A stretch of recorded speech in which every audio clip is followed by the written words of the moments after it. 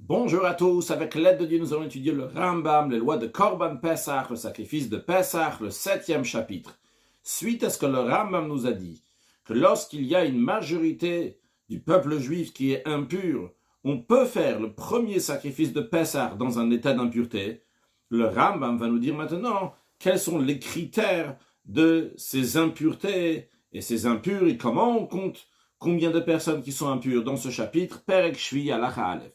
Rabim Shayutzme Med Bepessah Rishon. S'il y avait de nombreux juifs qui étaient impurs lors du premier Pessah, le 14e jour du mois de Nissan, Imayu Miutakal, si bien qu'ils étaient nombreux, mais ils étaient une minorité de toute la communauté du peuple juif, eh bien, Are Eilu Nitrim le Pessah Sheni, ils sont repoussés pour le deuxième Pessah. Quand je dis Miutakal, une minorité de la majorité du peuple juif, on verra donc c'est pas la majorité du peuple juif même, mais c'est donc de ceux qui viennent offrir le sacrifice de Pessah. Quand on dit ceux qui viennent offrir le sacrifice de Pessah, comme on verra, il ne s'agit pas de tous ceux qui vont manger le sacrifice de Pessah, mais c'est de tous ceux qui viennent représenter le groupe en offrant le sacrifice de Pessah. C'est-à-dire, il n'y avait pas tous les juifs qui allaient manger du sacrifice de Pessah, qui venaient se présenter avec le sacrifice de Pessah au temple la veille de Pessah pour offrir le sacrifice. Il y avait uniquement un représentant qui venait avec un agneau, avec un chevreau, pour représenter le groupe. Dans le groupe, il peut y avoir 10 personnes, 20 personnes, 30 personnes, mais il y en a un seul qui vient représenter. Eh bien, cette minorité, bien qu'ils sont nombreux, mais ils sont une minorité du peuple juif, eh bien, ils sont repoussés pour le deuxième Pessah, c'est-à-dire qu'ils feront le deuxième Pessah, donc pour rattraper, qui n'ont pas fait le premier Pessah, Kisharat Meim, comme les autres impurs. C'est-à-dire, bien qu'il s'agit ici des Tmemet, des gens qui ont été impurs en contact avec un mort, mais leur loi s'applique comme tous ceux qui sont impurs pour d'autres raisons. Par exemple, ceux qui sont Zava, qui ont un flux, qui sont un homme qui a un flux, une femme qui a un flux, donc qui est dans une période, donc qui est impur, qui est repoussé pour le prochain sacrifice de Pessah. Et bien ici aussi, ces gens-là, donc qui sont impurs, sont repoussés, impurs parce qu'ils ont été en contact avec un mort, sont repoussés pour le prochain Pessah. Mais si la majorité de la communauté qui offre le sacrifice de Pessah était impure, pourquoi impure? Parce qu'ils étaient en contact avec un mort. C'est-à-dire, ils étaient nombreux, mais en plus qu'ils étaient nombreux, ils étaient la majorité de ceux qui offrent le sacrifice de Pessah qui étaient impurs. Ou bien dans un cas chez Ayoua Kohanim, ou bien que la majorité des Kohanim qui sont là pour offrir le sacrifice de Pessah sont impurs. Ou bien au Klei Sharet, ou bien que la majorité des ustensiles sacrés qu'on a besoin pour offrir le sacrifice de Pessah étaient impurs. Il n'y a pas le temps de faire de nouveaux ustensiles sacrés. Ils étaient donc même tout matin, ils étaient impurs. Avec quelle impureté? L'impureté de contact avec un mort. Dans un tel cas, vu qu'ils sont la majorité, qui sont impurs, de quelle impureté? D'impureté en contact avec un mort. Einan nitrin, eux, ils ne sont pas repoussés pour le deuxième Pessah. Et là, il y a kivu kulan ha Pessah betuma. Toute la communauté, même les gens qui sont purs, ils vont amener le sacrifice de Pessah avec impureté, c'est-à-dire que ceux qui sont impurs en contact avec un mort, et même ceux qui sont purs, qui sont une minorité, eh bien, ils vont tous ensemble faire le sacrifice de Pessah. Et on ne va pas dire, ah, tiens, il faut faire attention pour les purs, on va faire comme ça, pour les impurs, on va faire comme ça. Non, on ne partage pas le sacrifice communautaire en deux parties, c'est pour toute la communauté. La majorité, donc, est impure en contact d'un mort, et la Torah dit que si la majorité est impure en contact d'un mort, on offre le sacrifice de Pessah dans un état d'impureté. Sheneva. La source d'où on apprend que si c'est un tzibour, si c'est toute une communauté, bien on ne va pas le repousser pour le deuxième sacrifice de Pessah.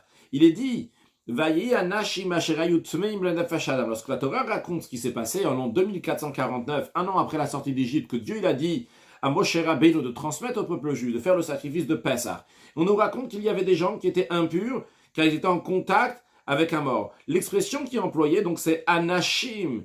Cette expression de anashim, donc des hommes littéralement, vient nous apprendre que c'est des yichidim, c'est des particuliers, même plusieurs particuliers, mais en tous les cas, quand c'est des particuliers, donc ils sont une minorité de la communauté, nitrim, ils sont repoussés pour le deuxième sacrifice de Pessah, ve'einat tzibur nitre.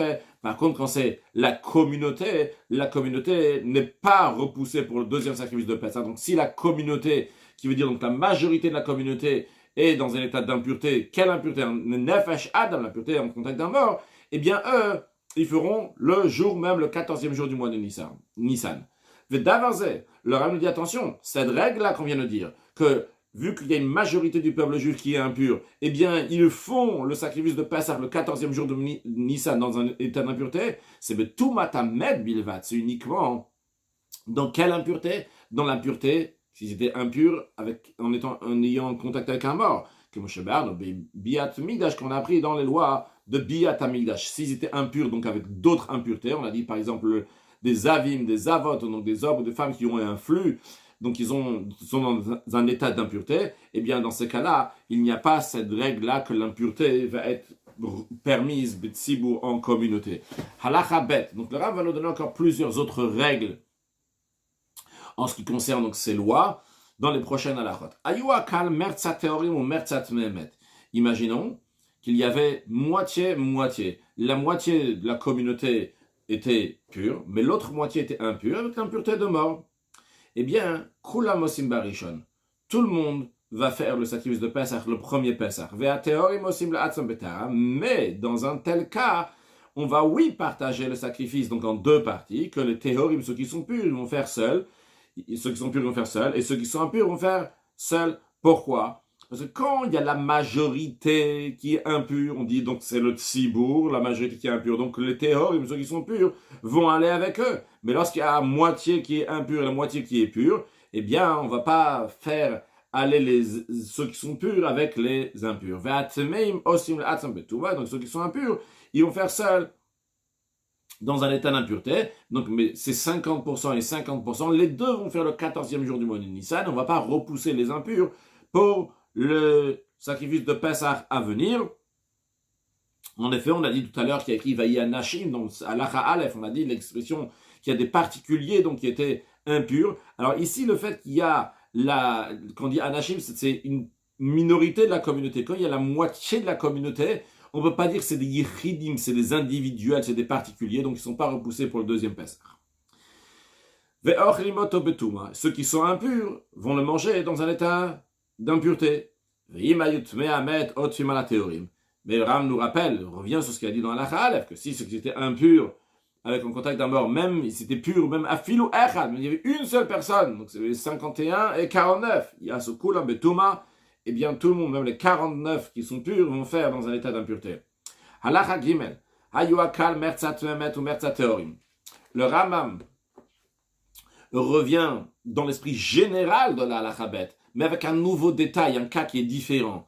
Si la communauté était, la moitié c'était des gens qui étaient impurs en contact d'un mort, l'autre moitié c'était pur. Mais, ou bisman shatamone anashim bichlal anashim, si tu vas compter les femmes avec les hommes, la majorité vont être pures, vu que la majorité des femmes sont pures, dans le cas que le Ram est en train de nous donner, et si on va compter les femmes aussi, eh bien, il y a une majorité de personnes qui sont pures. Eh bien, dans un tel cas, Atehorim osim et arishon, ceux qui sont purs, qui sont la majorité, vu que les femmes aussi doivent amener le premier sacrifice de Pessah, contrairement au deuxième sacrifice de Pessah qu'on a appris déjà, que c'est reshoot, c'est facultatif pour les femmes, mais le premier sacrifice de Pessah, les femmes ont l'obligation aussi de l'amener. Eh bien, vu que les femmes font partie des hommes qui sont purs et ils sont une majorité, eh bien, donc la majorité, ils sont purs, donc ils vont faire le premier sacrifice de Pessah. Mais ve'atmeim, le chidouche, la nouveauté ici dans cette halakha, c'est que ceux qui sont impurs ne sont pas considérés des yichidim, des particuliers, dans ce cas-là. Et donc, enamosim lo et arishon velo et asheni. Ils font ni le premier du 14 Nissan, ni le deuxième Pessah du 14 Iyar. Pourquoi? Enosim rishon, ils ne font pas le premier, parce que c'est une minorité qui sont impurs, la majorité est pure. Mais ve'enosim et asheni. Mais ils ne peuvent pas faire non plus le deuxième sacrifice de Pessah, celui du 14 Nissan. Bien qu'en général, on dit que s'il y a des yichid, il y a des particuliers qui n'ont pas fait le premier, le 14 Nissan, ils vont faire le deuxième sacrifice de Pessah, le 14 Iyar. Ici, ils ne peuvent pas. Pourquoi? Parce que les femmes, pour le Pessah Sheni, c'est facultatif pour eux. Ils n'ont pas une obligation d'amener le deuxième sacrifice de Pessah. Donc, quand on va leur dire, faites le deuxième sacrifice de Pessah, on va dire, attends, un instant, on va regarder combien vous êtes. Il se trouve qu'ils sont la moitié. Et si c'est la moitié, c'est plus des particuliers. En ce qui concerne le Pessah Sheni, ils sont plus des moitiés. Uniquement des particuliers font le deuxième sacrifice de Pessah. S'il y a une minorité, mais une moitié, ce n'est pas des particuliers, c'est la moitié de la communauté, donc ils ne feront pas le Pessah Sheni non plus. Halakha Dalet, un autre cas, le Rav nous dit, Hayu Rovakal Zavim ou Tzoraim ou Balenidot, si la majorité de la communauté du peuple juif était des Zavim, donc des gens qui ont eu un flux, donc qui sont impurs, ou bien qui sont lépreux, ou bien qu'ils ont eu un rapport avec une femme qui est Nida, donc qui a eu ses règles, et qui n'est pas parti au mikvé, et que l'homme il a eu un rapport avec elle, et que lui-même il devient impur avec l'impureté de cette femme-là, donc comme la Nida. Donc ça c'était la majorité donc des impurs. Au Miyutam Tmemet, il y avait une minorité de la population qui était impure en contact d'un mort. Avant de continuer, je rappelons encore une fois qu'on a dit, c'est ceux qui sont impurs au contact d'un mort, s'ils sont majoritaires, ils peuvent faire le premier sacrifice de Pessah. Donc maintenant on nous dit qu'il y avait la majorité donc qui était impure avec d'autres impuretés que le contact avec un mort, et une minorité qui était impure parce qu'ils ont eu un contact avec le mort. Ceux minorités qui sont impures en contact d'un mort, et aussi Marishon, ils ne peuvent pas faire le premier sacrifice de Pessah, celui du 14 Nissan. Pourquoi? Les fichés Miout, parce qu'ils sont la minorité de la communauté. Une minorité qui est impure ne fait pas le sacrifice de Pessah. Mais aussi Machen, ils ne pourront pas faire non plus le deuxième sacrifice de Pessah. Bien qu'en général, quand il y a une minorité de Yichid, des particuliers, à Nashim, qui sont impurs en contact d'un mort, ils feront le deuxième sacrifice de Pessah. Pourquoi ici ils ne peuvent pas faire le deuxième sacrifice de Pessah? La raison, elle est Shana Yichidim Osim et Hasheni. Quand est-ce que les Yichidim, ceux qui sont par les particuliers, qui étaient impurs en contact d'un mort, vont faire le deuxième sacrifice de Pessah? El Abizman chez Asu Rovakal et Tarishon. Uniquement si la majorité de la communauté a fait le premier sacrifice de Pessah. Mais Vekan, ici, il veut vu que la majorité de la communauté n'a pas pu faire le premier sacrifice de Pessah, vu que la majorité de la communauté était impure, avec des impuretés, donc d'avoir un flux, de lépreux, etc. Donc ils n'ont pas fait le premier sacrifice de Pessah. Donc la majorité de la communauté n'a pas fait le premier sacrifice de Pessah. Dans un tel cas, cette minorité qui était impure en ayant un contact avec un mort lorsqu'il arrive le 14 Nissan, ne pourront pas faire le deuxième sacrifice de Pessah parce que le premier n'a pas été fait par la majorité de la communauté vu qu'il était impur avec d'autres impuretés. Halachae, Hayurov akal tmemet. Dans le Rav donne un cas comme ça. Si la majorité de la communauté était impure parce qu'ils étaient en contact avec un mort, ou miut zavim, et une minorité qui était impure, vu qu'ils ont eu un flux, ou d'autres sortes d'impuretés similaires. Alors quelle est la loi? Ceux qui sont impurs en contact d'un mort, ils vont faire le premier sacrifice de Pessah, vu qu'ils sont la majorité qui sont impurs dans un état d'impureté parce qu'ils ont un contact avec un mort. Donc, ils vont faire le premier sacrifice de Pessah. Et ceux qui ont un flux et c'est cas similaire, donc tous ceux qui ont d'autres impuretés, ils font ni le premier sacrifice de Pessah ni le deuxième. Pourquoi? Le premier ne le font pas. Évidemment, vu qu'on a déjà appris que uniquement ceux qui sont impurs en contact d'un mort, pour eux on repousse cette impureté et ils vont offrir le sacrifice de Pessah. Mais ces avim, c'est ceux qui ont un flux ou d'autres impuretés similaires, donc qui ne sont pas les impuretés liées avec un mort. Ces gens-là ne peuvent pas faire le premier sacrifice de Pessah. Maintenant, pourquoi ils ne font pas le deuxième sacrifice de Pessah? Ils ne font pas non plus le deuxième sacrifice de Pessah, le 14 Iyar Pessah Sheni. Pourquoi? Quand est-ce qu'on fait le deuxième sacrifice de Pessah? C'est si le premier sacrifice de Pessah a été fait dans un état d'impureté. Mais si le premier sacrifice de Pessah a été fait dans un état d'impureté, vu que la majorité des gens de la communauté étaient impurs en ayant contact avec un mort, et donc on a dit on fait le premier sacrifice de Pessah pour tout le monde dans un état d'impureté, et dans un tel cas, il n'y a pas un deuxième Pessah pour ceux qui avaient d'autres impuretés ou d'autres raisons pour amener le deuxième sacrifice. Le deuxième sacrifice, donc le Pessah Sheni.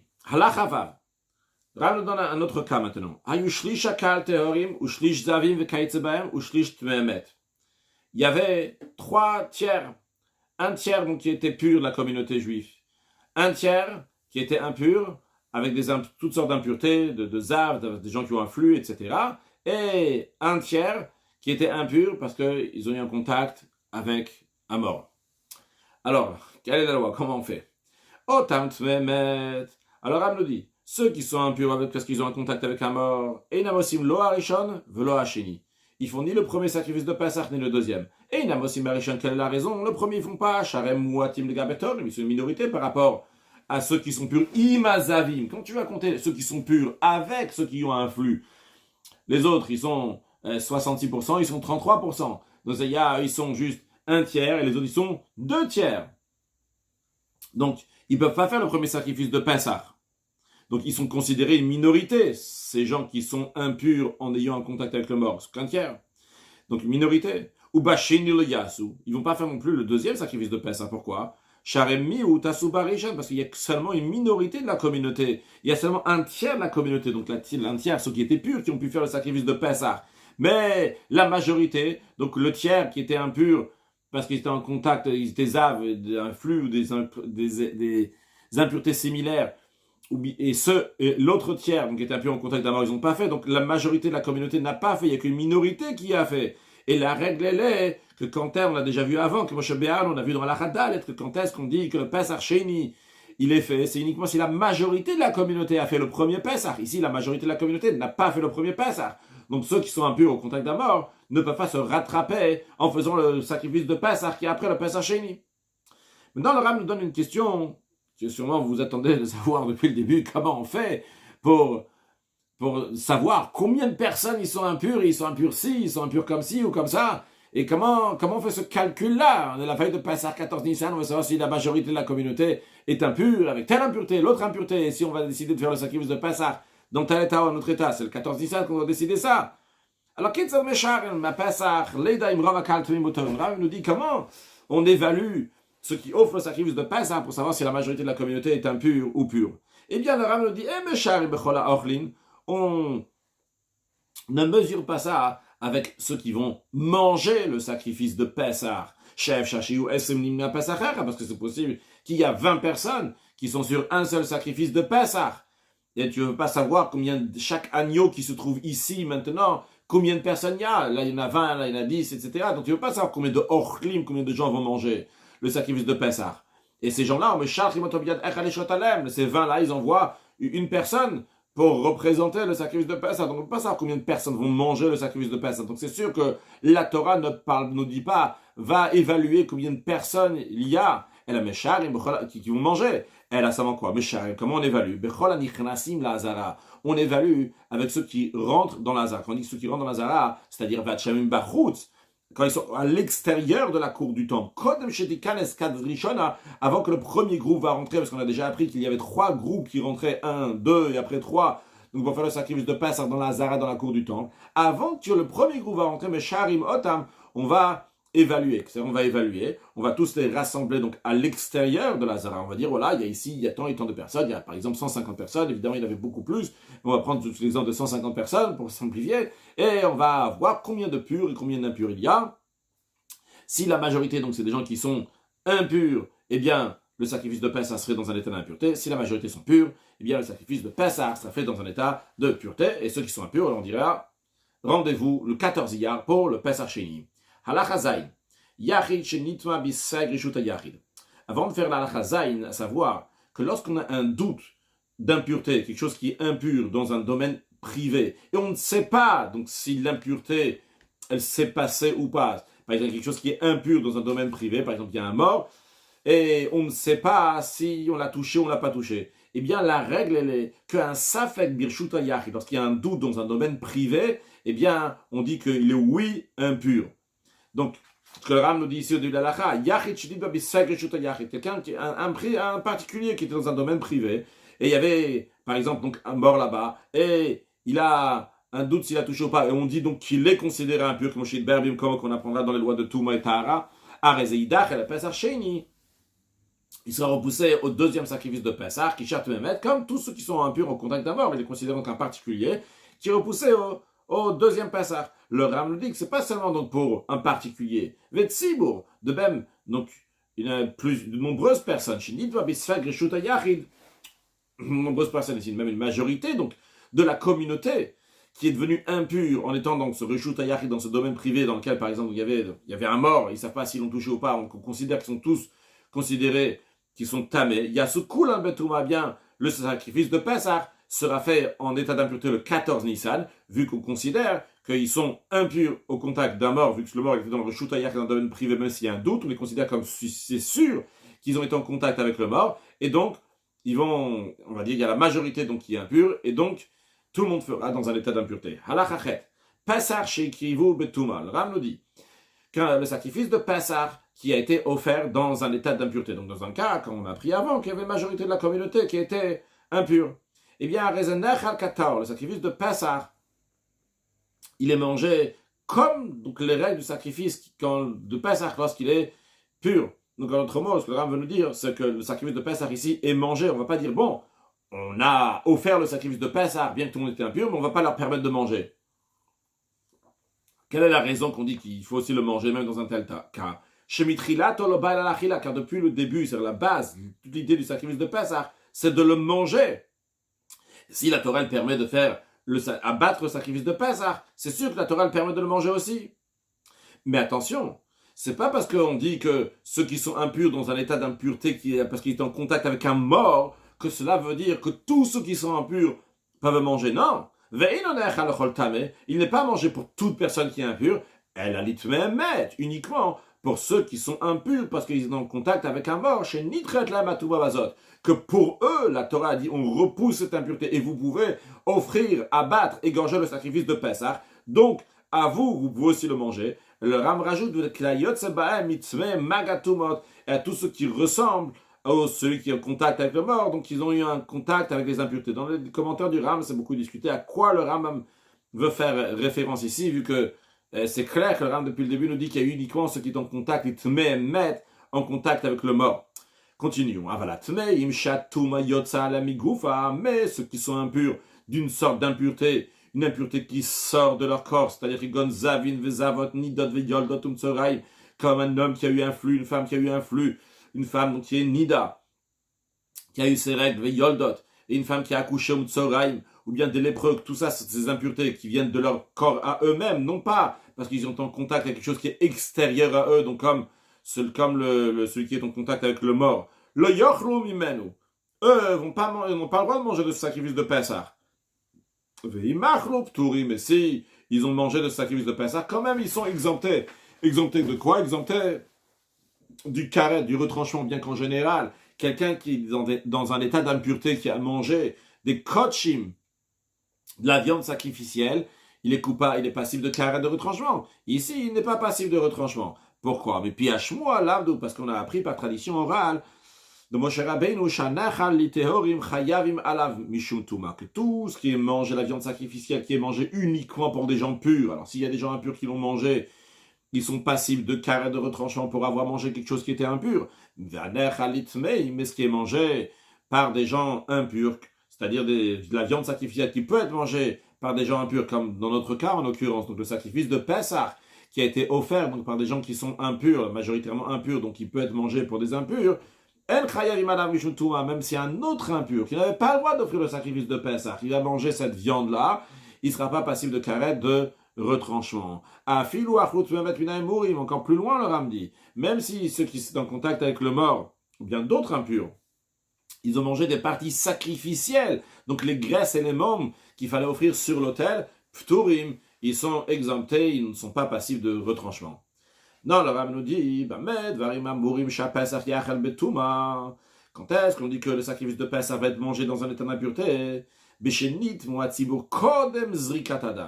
Si la majorité de la communauté était impure, avant qu'on asperge le sang, ou bien quand le Ram ne dit pas si elle était impure, s'ils sont devenus impurs avant d'asperger le sang, d'ailleurs dans certains commentaires ils disent par exemple, donc il y a le Nassi, le chef du peuple juif qui est mort, que tout le monde s'est devenu impur pour lui, il faut dire que c'est passé juste entre la shrita du sacrifice de Pessah et jeter le sang du sacrifice de Pessah. En tout cas, si c'est arrivé, donc tous ils sont devenus impurs avant qu'on asperge le sang, c'est-à-dire que le cas que le Ram est en train de donner ici, c'est que c'est même au moment de la shrita, lorsqu'ils sont déjà commencé à faire le sacrifice de Pessah.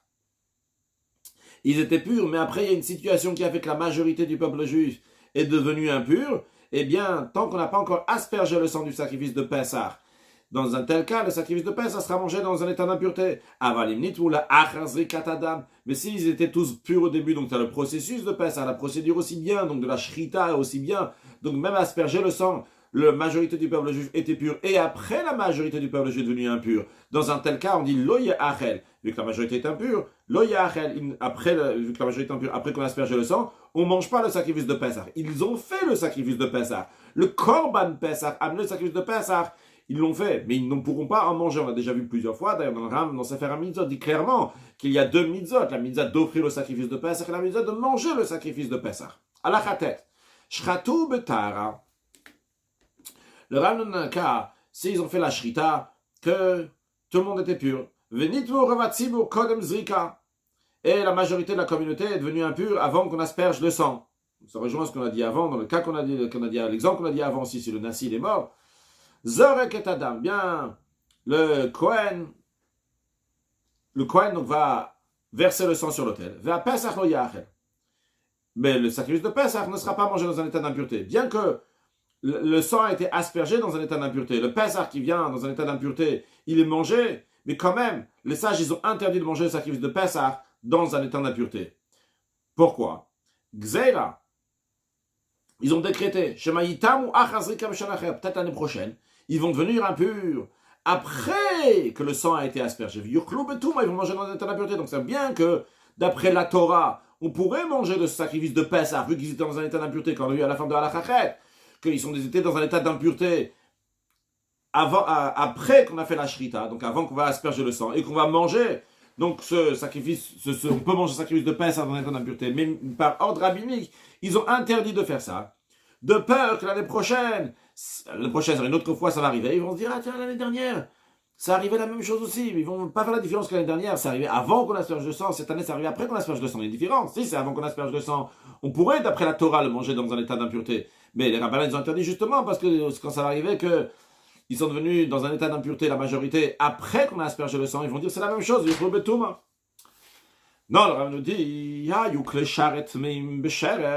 si les ustensiles sacrés du temple, les ustensiles qui sont nécessaires pour le sacrifice de Pessah, étaient impurs. Avec quelle impureté? Avec l'impureté d'un sheret, un des 8 reptiles, que la Torah dit que ces 8 reptiles, lorsqu'ils sont morts, s'ils touchent un homme ou un ustensile, l'ustensile donc il devient impur. Vekayot sebo, donc en tout cas, ou des impuretés similaires à celui du sheret du reptile, mais non pas impur avec le contact d'un mort. Oh, il veina metameta adam, vu que ces ustensiles-là ne rendent pas impur un être humain, car lorsqu'un sheret, un reptile, il a touché un ustensile, cet ustensile-là est un vladatuma, est un dérivé de l'impureté, et si un être humain va toucher cet ustensile-là, l'être humain ne va pas devenir impur. Alors, vu que ça ne va pas rendre impur l'être humain, comme qu'on va apprendre, bien que la viande qui va rentrer, la nourriture qui va rentrer dans un tel ustensile deviendra, oui, impure, mais quand même, lo yasoto el théorim. On dit que uniquement ceux qui sont purs feront le sacrifice de Pessah, bien que les ustensiles sont impurs. Et ils vont rendre impure la viande sacrificielle quand on va faire le sacrifice de Pessah. Et la viande, on va la mettre dans ces ustensiles-là, ces ustensiles qui vont toucher la viande, qui vont le rendre impur cette viande-là de sacrifice de Pessah. Et ceux qui sont purs mangeront cette viande impure. Bien que cette viande est impure, on ne dit pas, vu que la Torah, ça y est, elle permet maintenant cette viande-là qui est impure pour des gens purs, on va permettre aussi aux gens que eux-mêmes sont impurs de faire le sacrifice de Pessah. Pourquoi? Parce qu'il y a une différence. Il vaut mieux que des gens purs vont manger de la viande sacrificielle impure, que ça c'est uniquement un lave, un interdit de la Torah, un interdit, qu'on dit c'est seulement un lave, seulement un interdit. C'est-à-dire qu'il n'y a pas un carré, il n'y a pas le retranchement, on n'est pas passé de retranchement. Mais velo yochlut, mais à gouf. On ne va pas permettre à ceux qui eux-mêmes leur corps est impur, de manger de la viande sacrificielle. Shem karet, car quelqu'un qui lui-même est impur, qui mange de la viande sacrificielle, il est coupable de retranchement, comme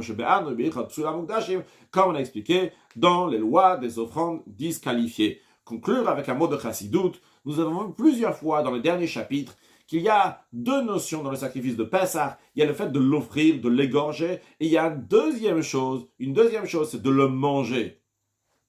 On sait que le sacrifice de Pessah, à la base, lorsque le peuple juif était en Égypte, en l'an 2448, c'est là que le premier sacrifice de Pessah a été fait. Le peuple juif a pris un agneau.